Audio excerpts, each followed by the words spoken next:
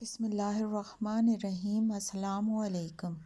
درود پاک نہ پڑھنے کا وبال، یعنی جو شخص درود پاک نہیں پڑھتا تو اس کی کیا سزا ہے۔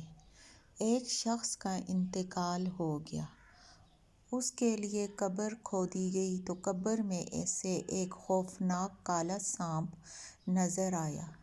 لوگوں نے گھبرا کر وہ قبر بند کر دی اور دوسری جگہ قبر کھودی۔ وہاں بھی وہی سانپ موجود تھا۔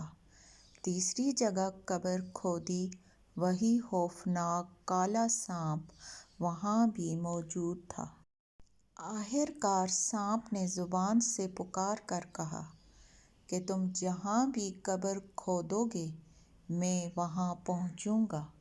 لوگوں نے اس سے پوچھا کہ یہ قہر و غضب کیوں ہے؟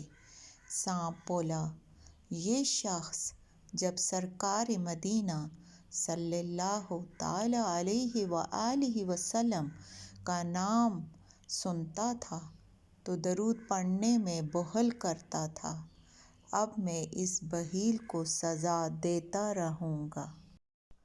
رسول پاک نے فرمایا، جس کے سامنے میرا ذکر ہو اور اس نے مجھ پر درود پڑھنے میں کوتاہی کی تو وہ جنت کا راستہ بھول گیا۔